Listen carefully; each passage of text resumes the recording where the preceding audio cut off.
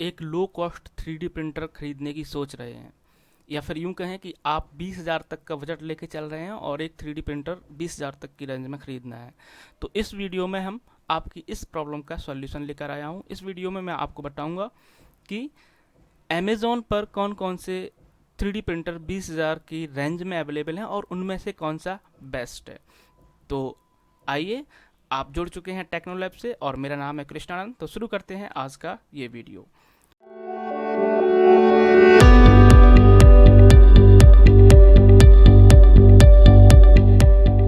तो जो मैं यहाँ पर प्रिंटर्स लूँगा उनका मैं एवेल्यूशन करूँगा और उनकी मार्किंग स्कीम कुछ इस तरह से होगी। सबसे पहले फीचर्स, जो भी फीचर्स होंगे पर्टिकुलर प्रिंटर में उसको 1 मार्क दूंगा। और नंबर ऑफ रिव्यूज़, एक्चुअली क्या होता है कि अमेजोन पर रिव्यूज़ और रेटिंग दो चीज़ें होती हैं, कितने लोगों ने रिव्यू किया है और कितने लोगों ने कितना स्टार उसको दिया है। तो वही रिव्यू में कितने लोगों ने दिया है उसके हिसाब से मैं उसको मार्क करूँगा। अगर लेस देन 500 है तो 1 मार्क दूंगा, और लेस देन 1000 है देन 2 मार्क्स, और लेस देन 5000 है then 3 marks, and less than 10,000 है तो 4 मार्क्स। इसी तरह से लेस देन 15,000 है देन 5 मार्क्स। ओके, तो इस तरह से ये मार्क्स अलॉट करूंगा। और रिव्यू की बात करें तो रिव्यू एवरेज जो रेटिंग अमेजोन पर अवेलेबल है, लाइक 5 स्टार में से एवरेज पर्टिकुलर प्रिंटर को 3.1 मिला है, तो मैं उसको एज इट इज़ मार्क दे दूंगा, मीन्स 3.1 मार्क उसको मिल जाएगा। ओके, इसी तरह से लास्ट जो है सबसे इम्पोर्टेंट और लास्ट मार्किंग क्राइटेरिया वो है प्राइसेस। तो अगर उसकी कॉस्ट, हम एक्चुअली 20,000 तक की रेंज लेके चल रहे हैं, तो अगर उसकी कॉस्ट 15,000 से कम है देन हम उसको 7 मार्क्स अलॉट करेंगे। अगर उसकी कॉस्ट 17,500 है तो हम 5 मार्क्स अलॉट करेंगे। अगर उसकी रेंज इक्वल टू और लेस देन 20,000 है देन हम उसको 3 मार्क्स अलॉट करेंगे। सस्ता है तो हमारे लिए बेटर है, मतलब हम उसको ज़्यादा मार्क्स अलॉट करेंगे। तो ये ओवरऑल हमारी एवेल्यूशन और मार्किंग स्कीम रहेगी।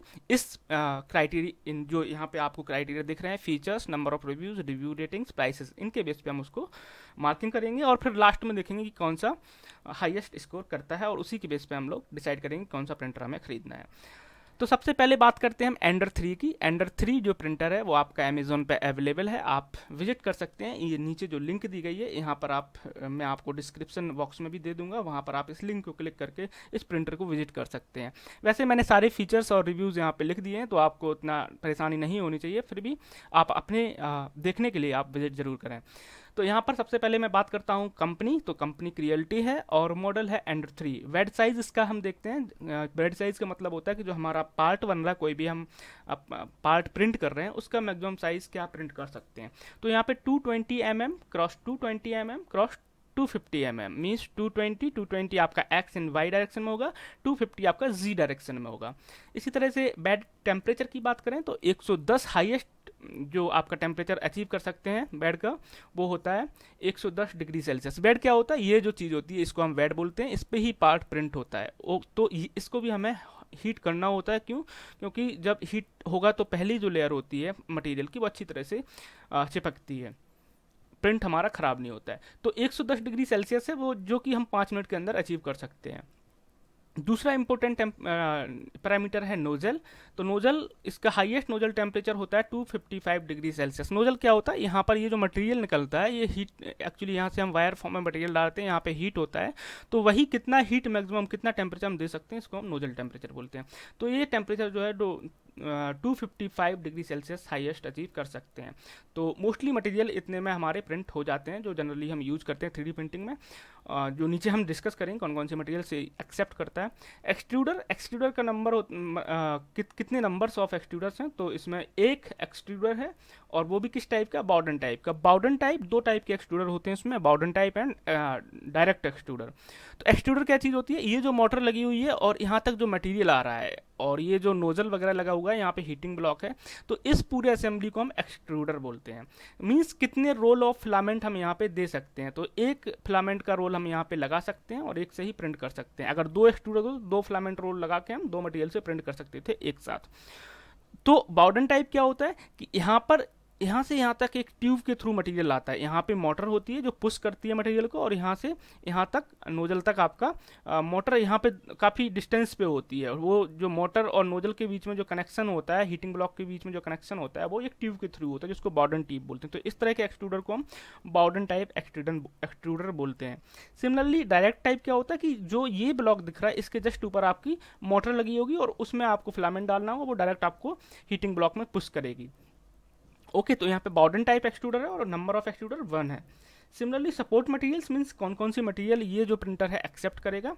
तो यहाँ पर ABS, PLA, TPU, board, copper, ETC। तो ABS और PLA जो है वो काफ़ी ज़्यादा मतलब जनरली यही यूज होता है, मोस्टली लोग यही प्रिंट इसी मटेरियल से प्रिंट करते हैं। बाकी और मटेरियल भी प्रिंट कर सकता है ये। तो ABS का जो टेम्परेचर होता है वो अराउंड 230 240 के अराउंड हम प्रिंट कर सकते हैं इससे, और डिग्री सेल्सियस। एंड PLA का जो होता है वो 200 के अराउंड इससे हम प्रिंट कर सकते हैं। तो यहाँ पे 255 है, मीन से दोनों मटेरियल को ये सपोर्ट कर जाएगा।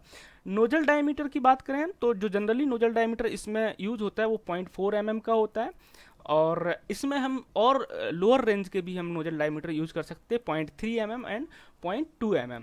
सपोर्ट फाइल्स की बात करें तो STL, सॉरी यहाँ पे SSTL लिख दिया है, ये STL होना चाहिए, OVJ file format and AMF file format, ये सारी चीज़ें यहाँ पे सपोर्ट करेंगी। ओके, बेड लेवलिंग की बात करें तो मैनुअल है यहाँ पे। Print resume after power cut, suppose आपका पावर फेल्योर होता है तो उसके बाद प्रिंट बंद हो जाता है, लेकिन जब आप उसको रीस्टार्ट करेंगे तो उसी सेम जहाँ पे वो स्टॉप हुआ था वहीं से आपका प्रिंट स्टार्ट हो जाएगा। तो ये फैसिलिटी इसमें अवेलेबल है। बेड एडिएशन, तो बेड एडिएशन यहाँ पे सिंपली प्लास्टिक प्लेट होती है ऊपर। एनक्लोजर टाइप, एनक्लोजर कोई एनक्लोजर नहीं है, ओपन है। Layer thickness, minimum layer thickness हम 0.1 दे सकते हैं, और जितना आप नोजल डायमीटर यूज कर रहे हैं ऑलमोस्ट वहाँ तक हम यूज कर सकते हैं, लेकिन ऐसा होता नहीं है। जनरली हम नोजल डायमीटर से कम ही लेयर थिकनेस यूज करते हैं, तब हमारी प्रिंट क्वालिटी सही होती है।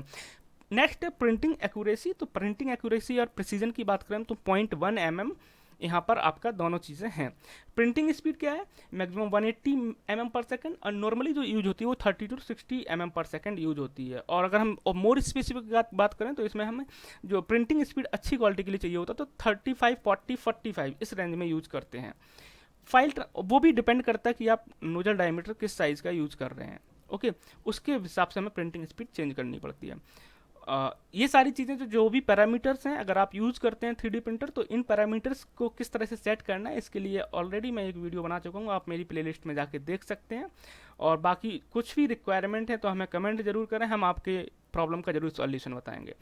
प्रिंटिंग स्पीड की बात मैं कर चुका हूँ। फाइल ट्रांसफ़र मीन्स जो आप STL फाइल आपने जनरेट की है 3D मॉडल से, वो आप SD कार्ड के थ्रू जनरेट कर सकते हैं, ट्रांसफ़र कर सकते हैं, या फिर आप डायरेक्ट कंप्यूटर के साथ कनेक्ट करके भी ट्रांसफ़र कर सकते हैं। स्लाइसिंग सॉफ्टवेयर कौन कौन से इसके साथ कंपैटिबल हैं तो क्योरा, सिंप्लीफाई 3D, रैपिटियर होस्ट, ये सारे 3D प्रिंटिंग स्लाइसिंग सॉफ्टवेयर जो हैं वो आपके इसके साथ कंपैटिबल हैं।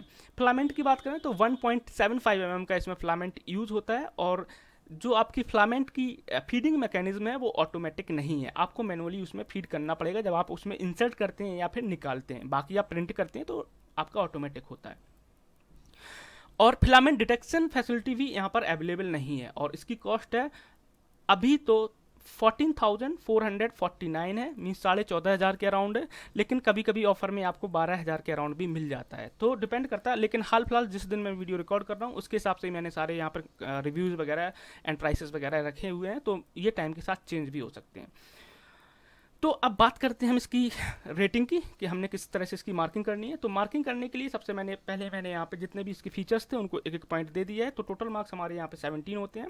इसके बाद फिर हमने यहाँ पे कस्टमर रिव्यूज़ को रेटिंग दी है, तो यहाँ पर 5000 से कम है तो 3 दे दिया था, और सिमिलरली जो एवरेज रेटिंग इसकी 4, तो 4 वहाँ पे रख दिया है। एंड फिर देन प्राइस की बात करें तो प्राइस पर यहाँ पर 7 पॉइंट मिलते हैं, तो इन सब का ऐड होके टोटल इसको जो मार्क्स अलॉट होते हैं वो 30।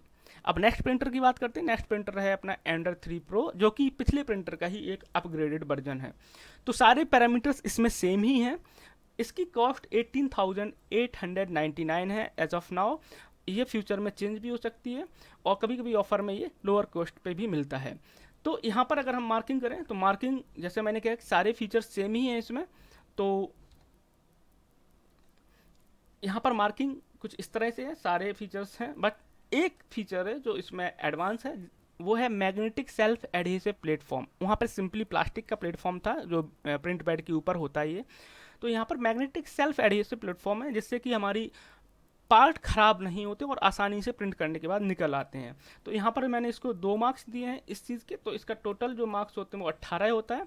और फिर यहाँ पर हम रिव्यू की बात करें, पहले कॉस्ट की बात करें, तो यहाँ पर जो कॉस्ट है उसके अकॉर्डिंग इसको 3 पॉइंट मिलते हैं। इसी तरह से रिव्यूज इसका 4 पॉइंट एवरेज है, स्टार रेटिंग है तो 4.5 मैंने ले लिया, और रिव्यूज 7799 है तो 4 पॉइंट इसको यहाँ पे अलॉट होते हैं। सिमिलरली यहाँ पर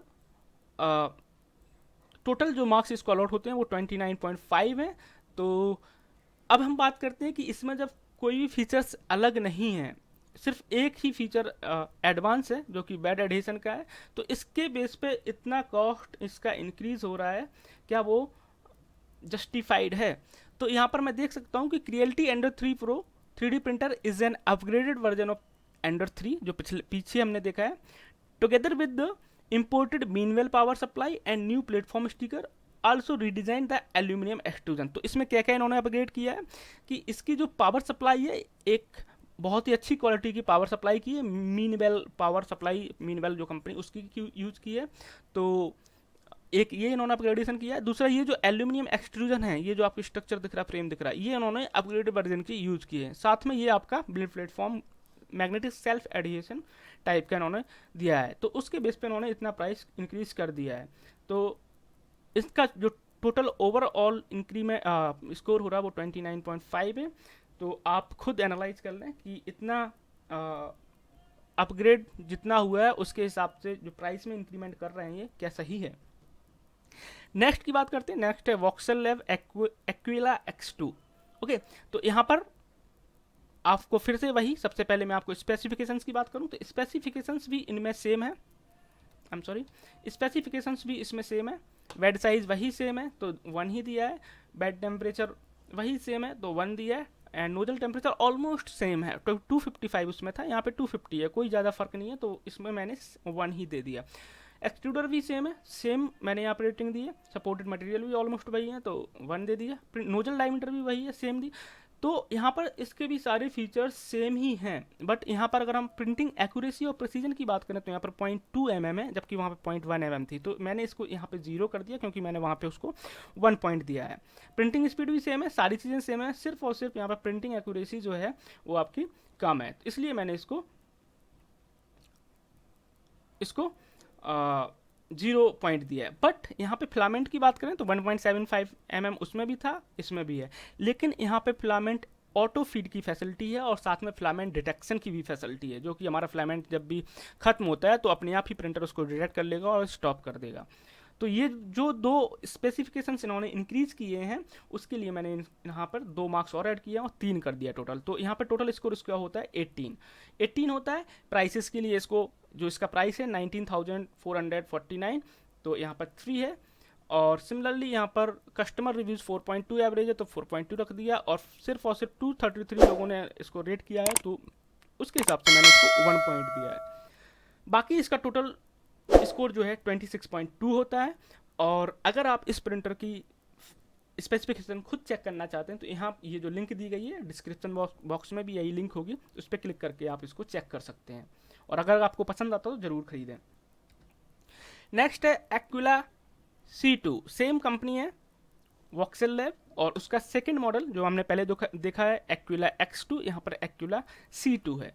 सेम स्पेसिफिकेशंस ऑलमोस्ट यहाँ पर भी हैं, बेड साइज सेम है, तो मार्किंग भी ऑलमोस्ट सेम रहने वाली है। ओके, जैसे कि यहाँ पर हम देख सकते हैं 220 सेम, वही सब सेम, और यहाँ पर PLA भी मटेरियल भी वही सेम है, सपोर्टेड फाइल्स भी वही सेम है, STL OBJ AMF वही सारी चीज़ें हैं। बेड लेबलिंग भी इसमें मैनुअल है। Print resume after power cut yes है। ओके, तो यहाँ पर सारे मार्किंग सेम है, बस यहाँ पर वही सेम थिंग एक्विला X2 की तरह यहाँ पर भी जो XY प्रिंटिंग एक्यूरेसी है वो 0.2 mm है, जबकि एंडर में 0.1 mm है। तो इसको मैंने यहाँ पे 0 मार्क्स दिया क्योंकि उसको मैंने 1 दिया था। तो टोटल आपकी जो स्कोर होता है स्पेसिफिकेशंस का वो 17 होता है। साथ में हम यहाँ पे प्राइस का स्कोर ऐड करते हैं 5, एंड यहाँ पर फिर हम आते हैं हमारे 4.1 एंड 1 जो रेटिंग का स्कोर रहेगा, इसके साथ टोटल स्कोर होता है 27.1। तो आप इस लिंक पे जाके इसको विजिट कर सकते हैं, इसके स्पेसिफिकेशंस चेक कर सकते हैं। बाकी इस लिंक को मैं आपको डिस्क्रिप्शन बॉक्स में जरूर दूंगा। अब हम इसका फाइनल जो कंपैरिजन करते हैं, तो एंडर 3 का जो स्कोर रहा है वो 30 है, एंडर 3 प्रो का स्कोर रहा आपका, एंडर 3 का जो स्कोर रहा 30 है, एंडर 3 प्रो का 29.5 है, एक्विला C2 का 27.1 रहा और एक्विला X2 का 26.2 रहा। तो उस हिसाब से हमारी जो रैंकिंग होती है 1 2 3 मीन्स अगर आप खरीदने जा रहे हैं तो प्राइस और फीचर्स के हिसाब से आपके लिए एंडर 3 सबसे बेस्ट रहेगा। उसके बाद आपका एंडर 3 प्रो रहेगा, फिर आपका एक्विला C2 होना चाहिए एंड एक्विला X2 लास्ट होना चाहिए। प्राइस एंड फीचर्स जो भी फैसिलिटीज़ मिलती हैं, रेटिंग है यूजर्स की, उसके हिसाब से यही रेटिंग रैंकिंग होनी चाहिए। बट मेरा सजेशन ये है कि आप सबसे पहले एंडर 3 प्रिफर करें। एंडर 3 बेस्ट है, सारी चीज़ों में बेस्ट है। मीन्स जिस प्राइस पे वो मिल रहा है और जो भी फीचर्स उसमें है उसके हिसाब से पूरा जस्टिफाइड है। लेकिन उसके बाद अगर आपको ख़रीदना ही है तो एक्विला X2 खरीदें, क्योंकि उसमें फीचर्स बाकी इन दोनों से अच्छे हैं और प्राइस भी मीन्स जस्टिफाइड होगा। लेकिन पहला आपको एंडर 3 ही खरीदना चाहिए, वो लो कॉस्ट भी है। अगर आप बिगिनर्स हैं तो ज़रूर आप एंडर 3 पे ही जाइए। इसके बाद Aquila X2, ender 3 pro, Aquila C2, ये हमारी रैंकिंग है। आई होप आपको ये वीडियो पसंद आया होगा और ये इन्फॉर्मेशन ज़रूर आपके लिए यूज़फुल होगी अगर आप एक 3D प्रिंटर खरीदना चाहते हैं तो आज के लिए इतना ही। मिलते हैं फिर से नेक्स्ट वीडियो में, तब तक के लिए good bye, thank you so much. फिर मिलेंगे अगली वीडियो में।